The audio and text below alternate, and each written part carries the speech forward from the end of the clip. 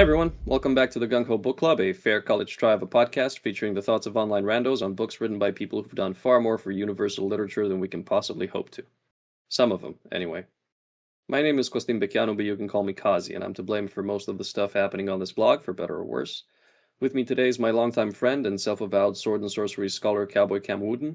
Howdy, howdy. Fair warning, we're adults who like to hang out and use adult language together. We're here to read books and talk shit, and we're just done reading the April 2026 edition of the Savage Realms Monthly magazine. Copious amounts of nonsense and spoilers follow.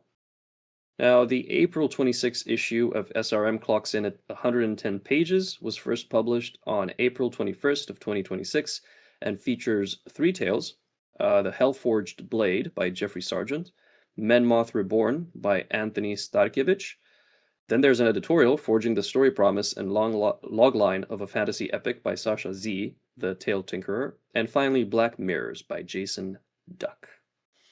And without further ado, let us head into talking about the first story, The Hellforged Blade by Jeffrey Sergent.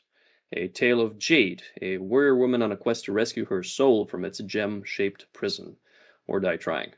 We recently read another of Jeffrey's Jade tales, in Sword and Sorcery's Volume 12, which is now widely available for purchase. Where Dwell the Forgotten Men.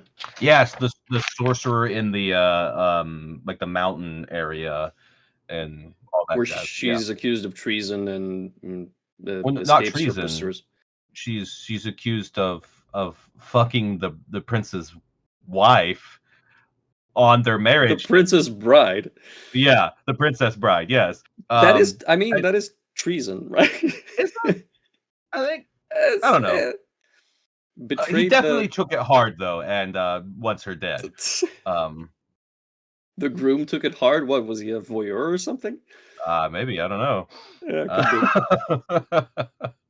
But yeah, she lusted after his wife, and the guardsman came after her and all that, which was a fun little tale. It was, and unlike that one, I really didn't care much for this one. I was actually a bit disappointed at it, following the much more atmospheric and entertaining yarn that we got in SNS Volume 12.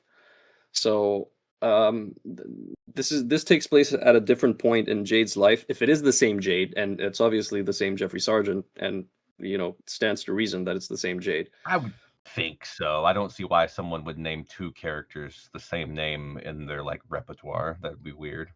So I don't know if this was a much earlier tale that Jeffrey wrote, considering the time it takes for stuff to appear in SRM. I think it's gotta be. It might be, yeah. But it's interesting that it might take place later on in Jade's life, if you think about it. Yes. Speaking of Swords and Sorceries 12, this tale has a magic sword. It does have a magic sword, yes. Yes, it does. Her sword was unlike any earthly weapon. That comes into play eventually, because originally it doesn't really do much. There's also, honestly, there's two magic swords in this. There's also Telko's dagger, which is another magic blade. All right, so let's get into the plot of this one, because we said we were going to spoil April 2026. Yeah. For reasons that will become apparent. Jade is an old soul, and an old body and an old soul. And she gets co-opted by this guy who is called Snaru. Yeah, he's working for a Magister in Naughtum or something like that. Mm-hmm.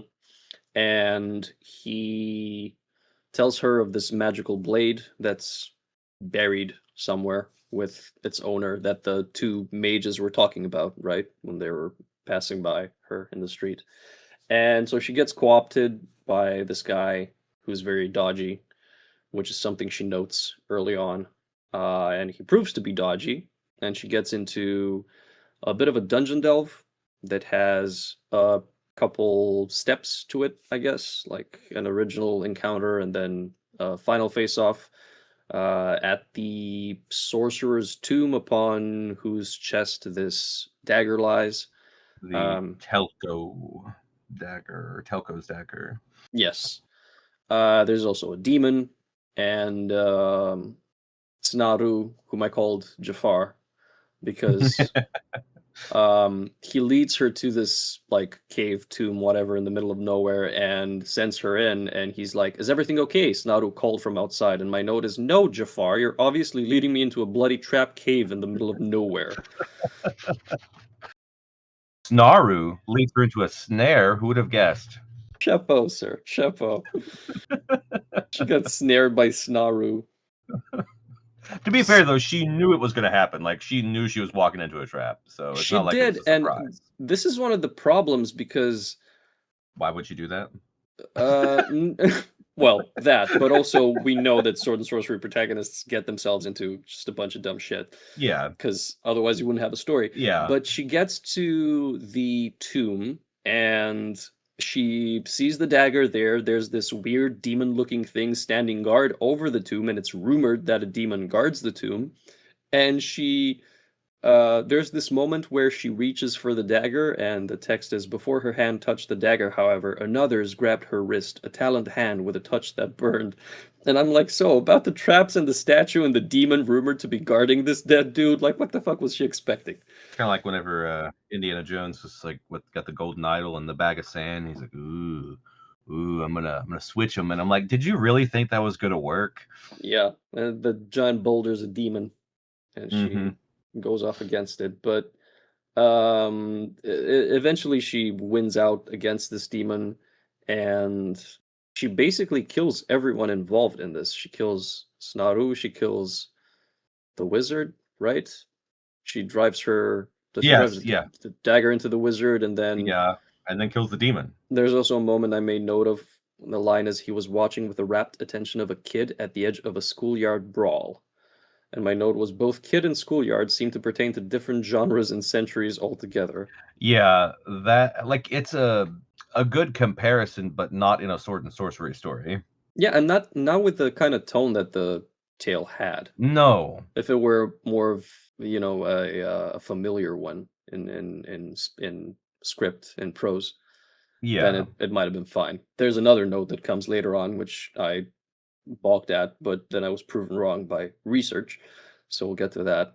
Yeah, one of the biggest issues here is that I get the hero doesn't need to be faced with change in a short story, but hot damn, does this not change anything about Jade like at all? Yeah, it's a completely like I hate to say pointless, but it's like in a character arc sense, like it's completely pointless. Like she just nothing nothing happens. There's nothing really to deal with even in the aftermath of this. Like you could say, okay, so nothing happened. She's in the same point where she started, but she gained some knowledge from this, and she can use this in the future. I mean, she went into this thing kind of suspecting that there was a trap. She acted like there wouldn't be a trap for some reason in a couple points, and acted surprised, or we were led to believe that she acted surprised that bad shit was happening. Yeah, And like she blindly falls into predicaments that are only there because the plot demands they be. yeah. I wrote in one of my notes this everything is too convenient. Yeah, yeah, it makes sense. It kind of all just bloop, bloop, bloop, bloop, bloop, bloop, bloop, domino effects. Yeah, yeah. She just gets embroiled in this thing. I get that she hopes to like release her bodily presence from the soul and finally die. Is it I think so. Like she's got like some sort of curse going on where like her body can never die or whatever, but she's like so long as that old. amulet's there or something? Yeah, yeah, Which is a fun concept. yeah. And there's a lot of those like MacGuffins we get in these tales, but I didn't particularly enjoy the execution. No, also during the big fight scene, it felt like some of the bad Assassin's Creed combat where you have like three guys standing in a line waiting to fight you, and you fight each one at a time. I know Assassin's Creed fixed that, but like I'm talking about before they fixed Because that. it's like she throws that dagger at three different enemies in rather quick succession. Yeah, it's like why didn't they all just rush her? Yeah, I mean, Snaru was transfixed at what was happening. Right. So I understand him, but then like you got the magician, you've got the demon. Was the magician completely awake at that point? I don't remember. It's Because I been think so she long. just she took the dagger. She had the dagger in her hand by that point because it was on the floor or something, and at first she drove it into the chest of the. She threw it at Snaru. She drove it Yeah. into the chest of the wizard, and then she dispatched the demon. I think is the order. Yeah, I think so. Because the demon was like, "Ha, I'm free now. I can kill you," and she's like, "Swipe." Yeah, and that bothered me too, where the demon decided to go on a villain monologue for like 5 minutes while she like retrieved her weapon and then killed it, and I'm like, bro. This is why you were guarding a tomb for who knows how long, while the other demons were having their fun, conquering different planes. Yeah, having a big party somewhere else while you're just stuck here in this dusty old tomb. You're just fucking gargoyling this dude, yeah. Yeah, I agree though. It was surprisingly not good in comparison to the other Jade Tale. Like I was like, oh, okay, maybe this will be all right, and then I was like, no, I don't really like it. Surprisingly sad at that aspect of it. Because I don't think he's a bad author, and I don't think this is a bad character. It's just the story was not good. Yeah, you're just I guess uninspired. If I were to like counter that, you could argue that it's a what would you say? An example of the futility of Jade's quest, of fulfilling her quest, where she gets knocked back to this original square and nothing, nothing doing, and she has to start all over again. Maybe that was the point. So if you think about it like that, Yeah, maybe that was the point. and that's why she'd jump at all the obviously, the obvious red flags and go for this Because she's trying to die. because she's trying to die, trying to release herself, and she's like, I'll do anything right now. Yeah, I guess, but that needed to be set up a bit more if that was what he was going for. Or at least, have a bit more of an entertaining cascade of events. Perhaps others will enjoy this. We did not. No. Right. Second tale. It's called Menmoth Reborn by Anthony Starkiewicz, which is an eerie origin story about a god made flesh once more, whose name I couldn't help but read as Mothman, which severely impacted the seriousness of the fucking matter. I'm sorry. I did the same thing. Oh, that's great because we never even talked about that. Nope. Oh, that's amazing. Oh, poor Mothman. Poor Mothman. Yeah. Which this goes back to our Sword and Sorceress review in a way of a memory loss story. Yes. He's getting back his memory, and he so there's a god who's reincarnated, but the body is that of a random human. Is the soul that of a random human, or the body that of a random human? The soul is the random person. The body is that of the god, I'm pretty sure. Okay, all right. Because he doesn't recognize his reflection in the mirror. Fair. And he has this innate strength that I guess would come from the body, not the soul. And I think there's like some sort of like a remnant of the soul of the original body in there, because he has these weird like things in his head, like being like, oh, drink their blood, kill them. Yes, which I just imagined it being like Alex Jones doing his like impression of the evil elites, like and doing that to Mothman. There was an effigy of an owl, and they were burning children. Drink their blood, drink their blood. And Mothman's just looking around at all the lights. Look at all the pretty lights. Oh, man. Why is this angry mantle in my ear? They're taking the babies to Venus. They're implanting them and sending them back. I'm putting chemicals in the water. Oh, boy. This is twice now in a row we've mentioned Alex Jones. Yeah. He's like this close to getting the Thalaba the Destroyer Memorable NPC Award without even making an appearance. Just for the spirit of Alex Jones permeating from these works. He's an honorary character. Yes. Yeah, I made a note of the blood drinking because it's like vampirism is teased but never fully realized. Because he's brought back by drinking the blood of a girl, virgin woman, but that's kind of and then he keeps like sensing the thumping blood in people, but he's not Mhm. really acting on those instincts. Well, it's because like the normal human part of him is like repulsed by that, but like the demon vampire thing of him is like yeah, blood, blood, He blood. yearns for it, yeah. He also like isn't like a vampire though in the sense of like his body's not dead. His body's not dead. His body's very much alive because he likes the ladies.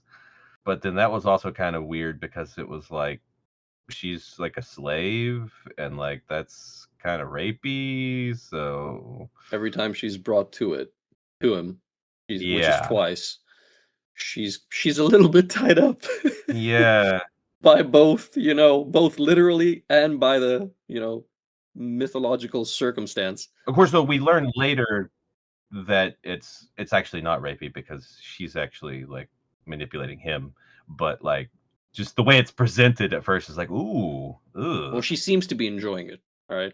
So there's obviously something wrong with her. It's Yeah, S there. it's S&M, and the M stands for Mothman.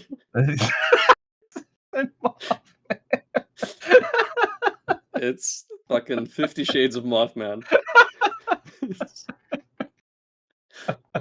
My tastes are very singular. Drink their blood, drink their blood.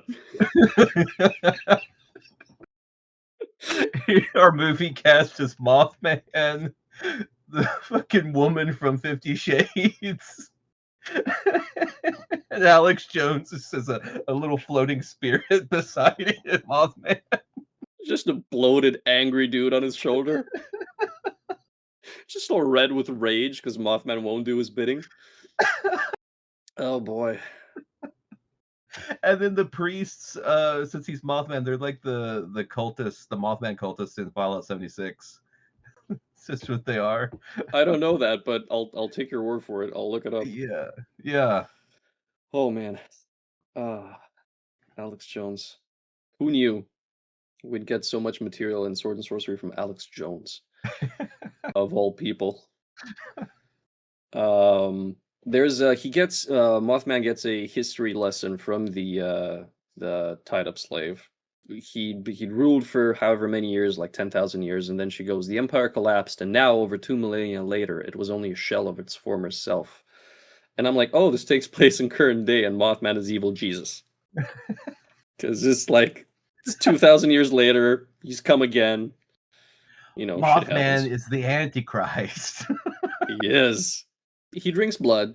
He's obviously rapey. Okay. There's also a bit of foreshadowing of the girl not being who she says she is. The line is, "No man knows what lies may hide in the shadows cast by a woman's beauty." And my note is, translation: "Bitch has crabs." The woman's name like started with like an A. It was like Adder something or Adeline or Adderall. No, Adara. that's not it. Yeah, Uh, Adderall. Yeah, sure. I didn't make a note of it, It doesn't matter. but starring Alex Jones, Alex Jones, Mothman, and Adderall. or maybe it's featuring Alex Jones. I guess it's starring Mothman and Adderall. Yeah. He's just there. Mothman needs Adderall to focus on because he's all I like mean, shiny I lights. mean, he kind of does need her because every time he like has his fun time with her, he gains more of his memories back. The first time she's gone, there's a line here. In the morning, the girl was gone, replaced to his disappointment by Rixal. The priest stood at his door with two of his subservient priests. And before the second sentence, my mind conjured up an image of a buck-eyed hairy priest just lying there making googly eyes at the man god's morning wood. Like, hail Menmoth, and oh, it is the size of two men. It And was see, in my brain too, the name Rexall is so close to Rexor from Conan that I placed Rexor from Conan in that he's just wearing cultist robes. oh man. Yes. Menmoth starts getting ideas that shit isn't all it seems, other than the voices in his head. Um, there's a moment he asks himself, was there a ceremony planned, or was it some plot to keep him within the walls of the keep? Because he wants to go out and they won't let him. And my note is Mayday, Mayday, get the fuck out, Mothman. Yeah, spread your wings and fly. Yes, go for the nearest light that you can see outside the fucking walls. Up until here, I think it was fine. Yeah. It was an enjoyable mystery.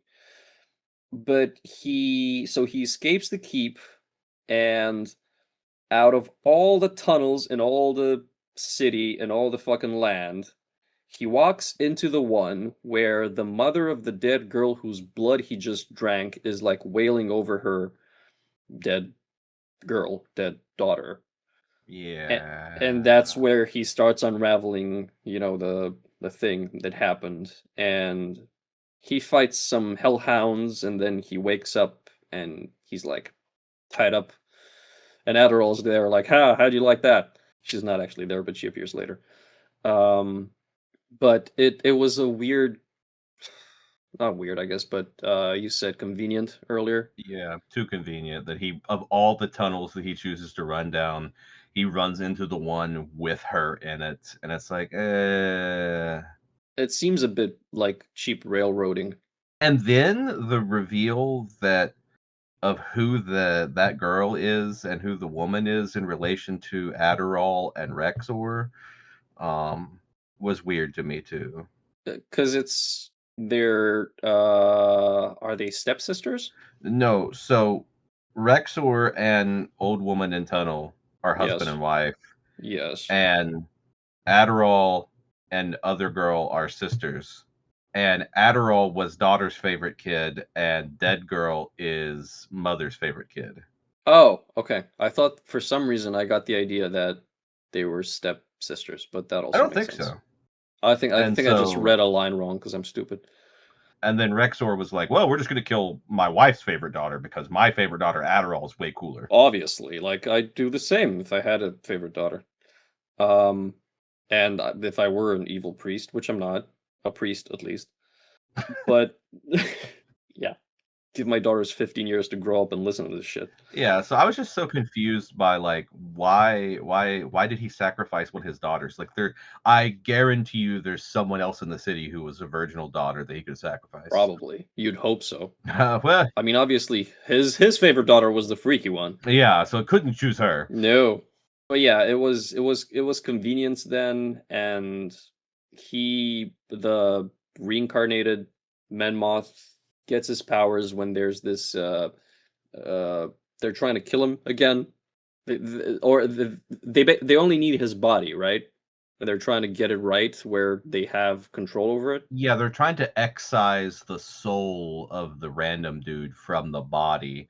They had to use a soul to bring the body back to life, but then after that, they've got this ritual to replace that soul with something else that they can control, I guess, which is needlessly convoluted, but whatever. Yeah, it kind of gets a little bit up itself at that And point. like he gets his powers because there's like this star or something in the sky, isn't it? Yeah, it's the blue star shining upon him. Mothman sees a big light and is like, "Ooh." Yes, now I'm powerful, Mothman. I will blow my wings at thee. And then he leaves. Once He there's a gets all big powerful and there's there's a this big big pit. battle. Yeah. There's something in the pit. There's a an altar of Menmoth, right? Yes, yes. And he knocks the altar off and breaks it, and Into the pit, that's I think, and that yeah, destroys the entire city. somehow. Because I guess the city was built by Menmoth and he'd ruled it and it was his thing. But Yeah. I guess he didn't know what would happen if he pushed the thing into the pit, and he was obviously thinking about self-preservation. Yeah, I guess. But he killed a bunch of innocents, right? In that Oh yeah. conflagration that followed. Like, Yeah, literally the entire civilization is wiped out except for him. yeah, like he's the one survivor. Like, I get there's a lot of like daddy's favorite daughters in that city, but there's also a bunch of mama's favorite daughters that had, no guilt. Yeah, if it was just the palace that blew up, it'd be like, eh, whatever. Yeah, just leave a big hole in the middle of town. I guess he didn't know, but No, he didn't know, but it's still it's But that's never addressed that, like, oh wow, I just wiped out an entire civilization that lasted for millennia. Yeah, he sets his eyes upon the horizon, he boards a ship, and then he realizes he still has his strength, and that's the origin story of Mothman, I guess. Now we know where Mothman was created at. It was thousands of years ago on an island. Yes, this is canon. Hmm. Um, and the island sunk, which, hey, Atlantis, Lemuria, Yeah, yeah. pick one, whatever. So, Mothman. We have Mothman's origin story. We have Mothman's origin story, which is half a very engaging tale and half a railroaded, disjointed bit of a mess, I felt. It was better than the first story, but it was Yes. not good either. It was It okay. it didn't stick the landing. No, It had a good premise and it kind of I get the, cuz sword and sorcery protagonists are supposed to be self-serving and self-centered to a degree and they're always, trying to make what's best for them work. But also they have this sense of morality that kicks in whenever some greater evil happens. but this guy don't give a shit. Does not give a figment of a fuck. I mean, I like him, but I don't like him, He Yeah, gave into the Alex Jones on his shoulder by the yeah. end. He went full Alex Jones and never go full Alex Jones No, if you can no. help it.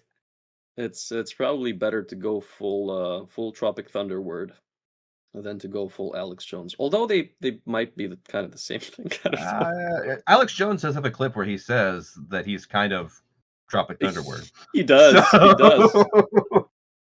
I'll admit I'm a little beep. Moving on. yeah. Then we get to, in my opinion, the best thing of the entire issue: Okay. the article about forging a story. I thought you. You had me in the first half. Not gonna lie. Yes, the article it's good shit upon good shit. Yeah, I took big notes on this one of like, okay, your story premise, you have to define the emotional impact, and you have to have uncovering a universal truth with it of about human nature. I was like, okay, that's fair. And then what really got me was the log line aspect. Looking at it, and it's like you have to have a protagonist. Who are they? I'm like, yeah, an incident. What starts the story? I'm like, okay, yeah, that's important.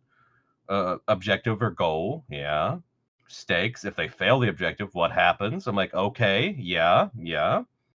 What obstacles in the way of their goal? And I was like, huh, this is like actually every sword and sorcery story broke down perfectly, and really like storytelling in general. But like, It was, and then you got honoring the vision, which talks about writing a sprawling fantasy novel, which is rarely uh, a luxury that people have. So by spending some time on defining the story and defining those points, you can actually get to the end of the fucking thing faster. Because it's always nice to like discover the story as you go, because you get this idea about maybe this one scene or this one like the ending or the beginning or whatever you want to do something cool. and then you expand upon it, and awesome. Yeah, it's hard to go point by point. It's hard to do structure sometimes when inspiration hits, but it might be for the best. But I think after you get through that, like that writing, like immediate, like I have an idea, I'm a word vomit on a page. Mhm. Then you need to go look at this. Okay, blah blah blah. Get all this out of the way. This is what we need to do. Right, right. Then I'm definitely going to use Yeah, this. it's a clear cut instructional. Mm-hmm. And these are my favorite things that they occasionally put in this magazine. Are these little like editorial article type situations that tell you how to hone your craft to be a better author, and like I think that's awesome. I don't think we've had a bad one yet, like a pointless one. No, they don't feel like stupid tacked on crap of like, corny, like every author sells a book of like, here's how you can write, and I'm like, yeah, whatever, buddy. No, these are actually like good advice. Yeah, yeah. This is the third one, if I'm not mistaken. Third or fourth, yeah. We had July 2025 was Forging Memorable Stories by Victoria B. Mhm. And then we had, was it December? Yes, Forging Memorable Heroes, also by Victoria B. And I think this is the third one. But this is by a different person. Yes, yes, This is Sascha Zehe? yes. The Tail Tinkerer. I think there's a channel on YouTube that would be interesting to check out. I've not had the opportunity to do so just yet because fuck life. Yeah, real. But yeah, yeah, good, good wholesome stuff. And now we're back to the story side of things. Yeah, story 3, Black Mirrors, which I immediately thought of Black Mirror, the Hmm. was it Netflix show? Was it also a computer game? Or am I thinking about something else? Or chance, I don't know. Could be. It's Black Mirrors by Jason Duck. This story, oh my god. I first noticed Serena, Serena, Serena, Serena, Serena, Serena. Well, I read that as Serena because of like Skyrim, but Oh, okay. my first note is mountaintop. There's a mountaintop? Yes, it's like first fucking page. Craggy mountains, mountains. Oh, a loud roar erupted from the mountaintop. Maybe that's the name of the mountain and it was supposed to be capitalized. Mountaintop. Let me see because we read the thing, the ARC. I'm checking the Kindle. Nope, it's the same. I didn't catch that one. I didn't catch that one. Did they catch the other ones? Because the whole fucking story's full of. There's a few of them that got into the Kindle, and I sent Richard the feedback, but I completely glossed over this one. You know, the mountaintop is a part of a mountain. Technically, it works. Or the Jaguar like, or the Yeah, no, those are gone in the Kindle. or the meme versus me, or the stepmother with a space between, or the stepmother all one word, both in the same line, back to back. Yeah, yeah. There's a Or couple of those in the ARC, but those are gone in the Kindle. I've checked. okay, good. I'm glad that they fixed these things because Yes, yes, they I was definitely like, did. oh my god. That would not have made it in that way, in any way, shape, or form. But yeah, I'm looking at page 75 now. I don't know where I made the note of this because I read the ARC, then I read the Kindle, and then it's just a jumble in my head. I guess we both didn't like this one. I actually kind of enjoy the tale itself, but the numerous issues of formatting and grammar and spelling and repeated words, I was just like, "Ugh." The worst thing for me that also made it into the Kindle because I did a search. Throughout the tale, the protagonist's name appears. So this is a short story, right? Yes. The protagonist's name appears a grand total of 190 times, Oh my god. which is almost tied with the record of 197 currently held by Fargrod, which is a protagonist in Blades and Black Magic. So it's Wow. it's not quite, but it shades of Fargrod in this one. By comparison, Jade appears 44 times and Menmoth appears 64 times, meaning we were only a couple more pages away from Serena topping their combined count. Wow. That was the straw that broke the camel's back for me with this one, on top of a couple other things. So, for instance, on page 73, whichever page that is, out of 8 paragraphs, 5 start with Serena and another contains it. So it's 6 out of 8 paragraphs on that page. It's Serena. I noticed it, but I didn't realize it was that much Yeah. because I was so focused on oh, well, there's another repeated word. Oh, there's two words that are similar, but it's that they're different. Yeah, I get it. I get it. In that regard, that Kindle's If I much had read better. like the Kindle version of it, I probably would have noticed the Serranas more. Hmm. Yeah. So now that we've fucking dismantled the actual formatting and grammar of it, the story features Serena, who is pursued by these desert lizard things who are the most interesting part of this tale for me. and she goes into They were pretty cool, yeah. yeah, she goes into like she takes refuge inside a city where everybody's like frozen in place. They're staring into these black mirrors. It very much reminded me of the Conan story. I don't remember the name of it, but it's the one where he's fleeing through the desert and he finds the city there. I think he has one of the various female companions that never show up again with him. And they get inside the city, and everyone in the city is like under the effects of like a lotus or something like that, and they all just dream. Hmm. It's not red nails, is it? Because they travel No, through no, the no. no. It's Okay. similar opening though to Red Nails. You're right, of like lizards chasing you. Yeah. Um, Speaking of, but much more engaging bit of lizards chasing you in red nails. yeah, yeah. But there were also bigger lizards too. True. There were dinosaurs. They were fucking dragons. Yeah. Yeah. Hold on. You can keep on with your. I'll look. There's a bit where one of the frozen people drops his mirror and starts ambling toward her, and the line is, as he staggered forward, Serena had an unsettling sense he was merely a giant puppet and some unseen puppet master was pulling the strings, and my note is, you don't fucking say. This Uh, kind of stuff pops up again and again. Sorry, go ahead. yeah. So it's Zuthal of the Dusk is the Howard story of Conan. I don't think I've read that one. It's him and Natalia.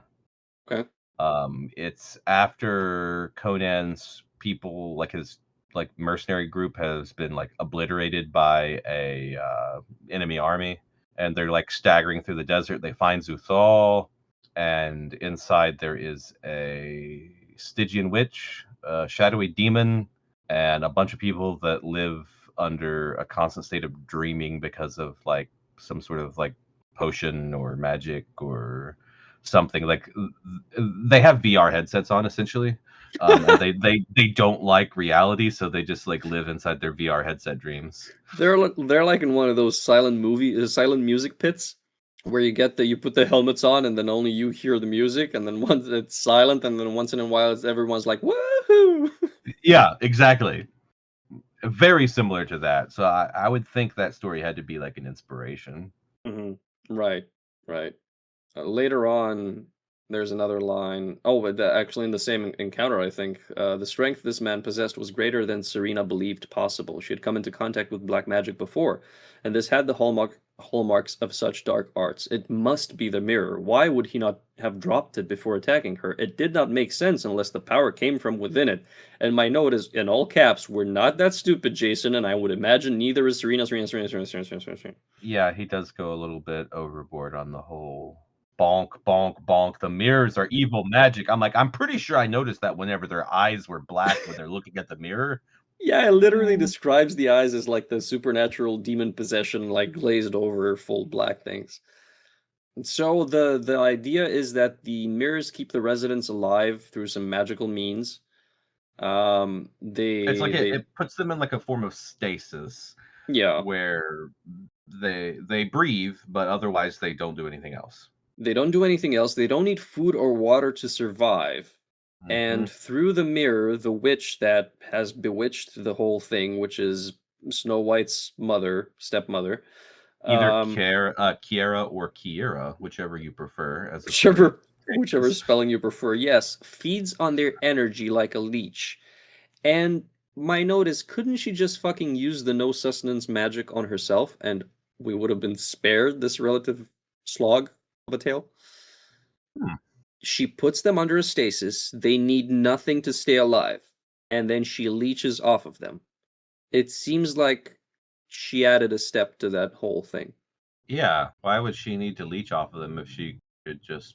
As a bad guy concept, that seems a little dumb. I never thought of that. But yeah, no, you're right.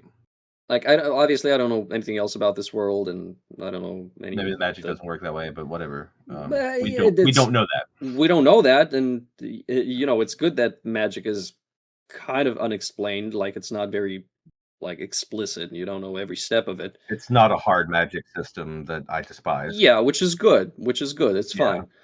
But that's the thing that came up. She did because she's evil. Come on now. Did she also have Alex Jones whispering sweet nothings into her ear? Hey, you never know. You never know. Oh man, Alex Jones is just this interplanar thing jumping between tales and just telling people to do dumb shit. He got Menmoth. He did.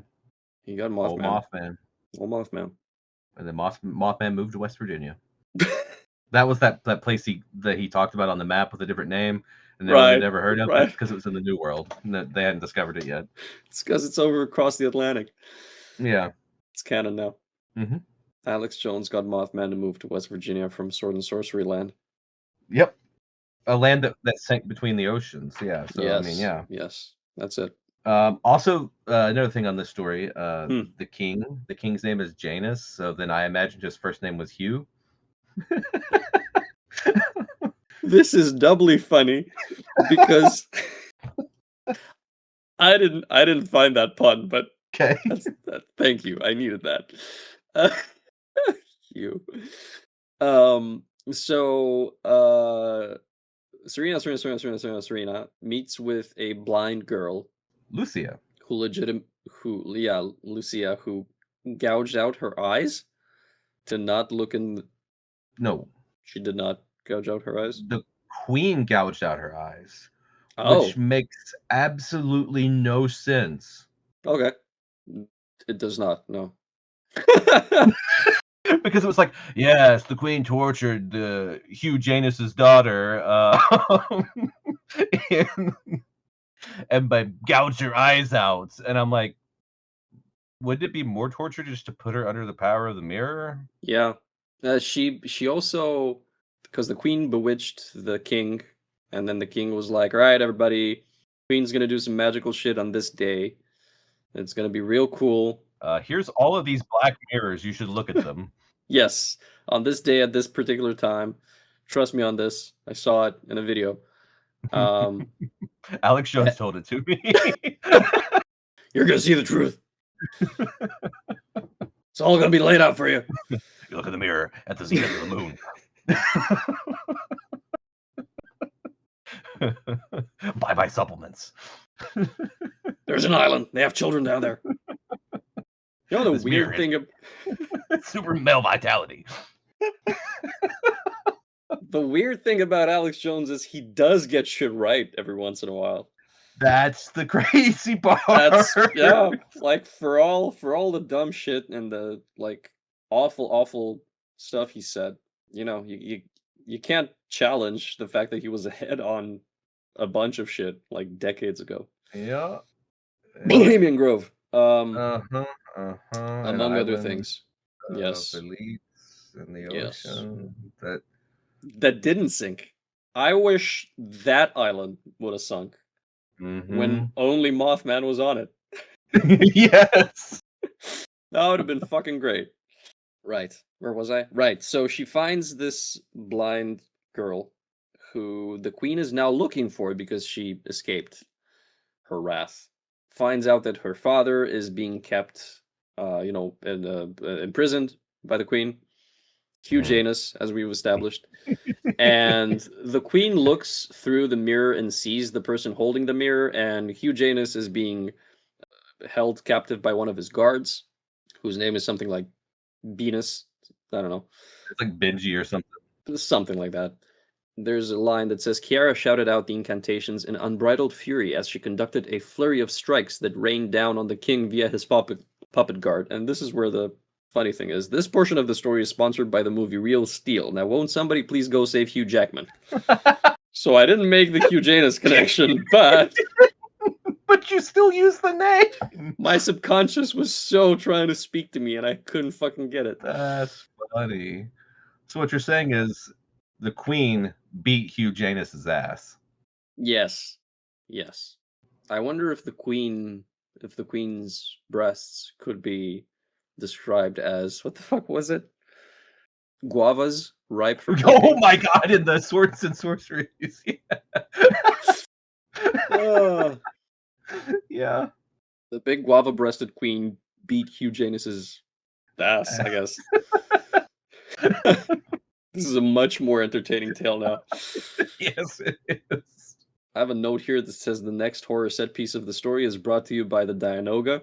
Oh yeah, in the sewers. Yes, and then there's so they the blind Snow White and Serena infiltrate the castle and they go through the sewer and there's the Dianoga there and she pulls Lucia underwater and the line goes, Serena stabbed the water with her sword and found flesh. There was a high-pitched screech as Lucia broke the water, coughing. And my note is, you stabbed me, you bitch. What are you, blind? That would have been perfect. It's because it says she stabbed the water and found flesh. And then there's a high-pitched screech and Lucia breaks the water, coughing. Then that's a missed opportunity. Like, Yeah, especially right since there. he did a quip like right before that of the blind girl being like, "Man, I wish I could see but couldn't smell. This place sucks." And Serena, before the kid comes along, Serena goes, I traveled better alone. What, without the blind girl? I didn't say that. And my note is, that's all right, Serena. We all thought it. It's fine. It's okay. Yeah, like this guy like clearly has some humor to his work, and he missed that golden opportunity there with Lucia. Oh man, that's kind of all the notes I have on this. Yeah, we've exhausted my notes as well. And it then I will say it then turns into eventually fighting an entire army of zombie guards basically, and all that jazz. But then the final battle in the Room of Mirrors was literally the mirrors of Chuzan Thun from Howard with Cull. Yep. Or if you're not into Howard's works itself, but you've watched the second Conan the Barbarian movie. Literally that. Yeah. Which, homage, I guess. Yeah, it wasn't like a direct one-to-one, but like it was Enough of it to, like, anyone's mind who knows the stuff to go, bing! yeah. Right. But the way the story flows isn't something that was entertaining. Rather, it had bits where it gave me pause and, had me not admire the damn thing, but think why anything was happening the way it was. Uneven storytelling. Yeah, I guess you could say that. It had good moments, and it also had moments where you're like, "What?" So I guess the best thing about this issue was the editorial. Yeah, which, oof. But just based on that editorial itself, if you're someone who writes or wants to write, pick this issue up just for that, because it's solid information. Point by point instructional on how to get shit together. Yeah, I agree. And I guess April 26 breaks a line of really good issues that we enjoyed, even though we thought we didn't prefer some stories based on either general concept or feel or tone or whatever. These stories kind of put us off for other reasons. Like reasons Yeah, of logic and convenience. prose perhaps and convenience and yeah. So bit of a downer on that note, but the editorial's tight, dude. And running a magazine like this, every issue can't be a hit. It's Obviously, yeah. not Yeah. possible. It's understandable. Right. You got anything else to add for this one? No, I'm not really. Just if you're as goofy as we are and can make connections to Alex Jones, Mothman, and Hugh Janus, then you'll have a hell of a time with it. But That's about all the nonsense we have time for today. We hope to have you here next time. Remember to subscribe to the blog and the Spotify podcast to keep up to date with everything we're doing. Your following and support are what makes this whole thing even more enjoyable than it already is, and we always look forward to hearing your thoughts on the matter, so don't hesitate to reach out to us on the socials, be it Facebook, Discord, or email to tell us how wrong we are, or what we should be reviewing next. Thanks for tuning in, and have as nice a day as you deserve.